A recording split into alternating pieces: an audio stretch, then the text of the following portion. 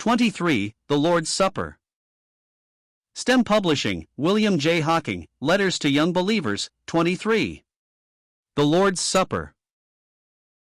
You have, no doubt, been struck with that emphatic passage in the last book of the Old Testament prophets in which Jehovah expostulates with his people. He says, "Will a man rob God? Yet ye have robbed me," Malachi 3 verse 8.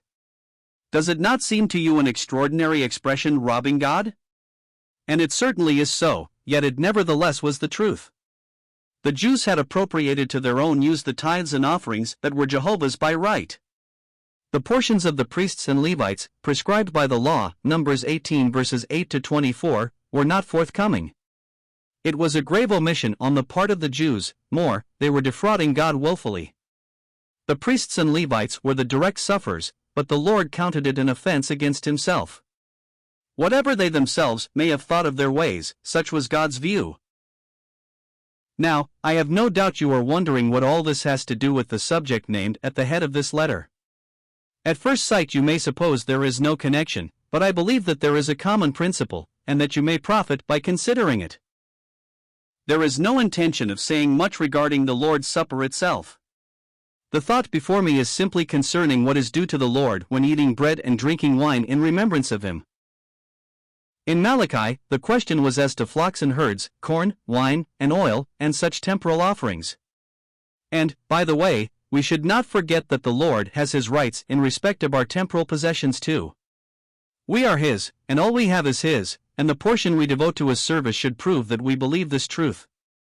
But, putting that matter aside now, let us think of the hour or so we spend, at the oftenest, I suppose, once a week, in the remembrance of the Lord Jesus in his death. Suppose it to be an hour. Do you realize that the hour is his? Be very sincere and practical with yourself.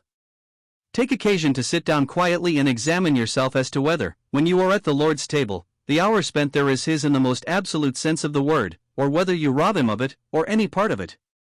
I do not speak of what is even more serious, of staying away from the table without any justification, but while there, is the Lord Jesus the engrossing object of your every thought? Surely none of you can think that it is sufficient for you to sit in your place and join in what is audible. What about the heart? What about the thoughts? How do you fill up the silences? Is the Lord himself before you continually, and the Father's love too? They are precious, golden moments when we are so gathered with the Lord in the midst. Every one of them is the Lord's. In remembrance of me are his words. Will you rob him of those holy moments, or even of one of them? You recollect the solemn scene in Gethsemane, when the Lord took with him the favored trio, Peter, James and John, into the shadows of the garden, and said to them, "My soul is exceeding sorrowful, even to death. Tarry ye here and watch with me." It was such a touching request. And we feel sure they meant to obey. The blessed Lord went a little farther and fell on his face, and prayed with strong crying and tears, concerning the awful cup before him. He returned to his disciples, but found them asleep. It seemed such a little thing for him to ask them to watch with him, yet it was denied him. He looked for some to take pity, but there was none, and for comforters, but found none. Ah! Who shall tell the feelings of that lonely man of sorrows, as he had to say to those who had even seen him in the Mount of Transfiguration, "What? Could ye not watch with me 1 hour?" Matt 26:40. Why did they rob him of that hour, the last he would spend with them before being delivered into the hands of sinful men? Is it possible that to any of you an hour seems too long a time to be thinking of him? I beseech you to be very jealous over the affections of your hearts at such times. Do not allow anything to supplant the person of the Lord before your soul. Is he not worthy? Think of his Godhead. Think of his love. Think of his sorrow. Think of his glory. Think of his shame. Think of the spitting, the scourging. Think of the thorns, the nails, the spear. Think of the blackness of the darkness, and the dust of death. 1 hour.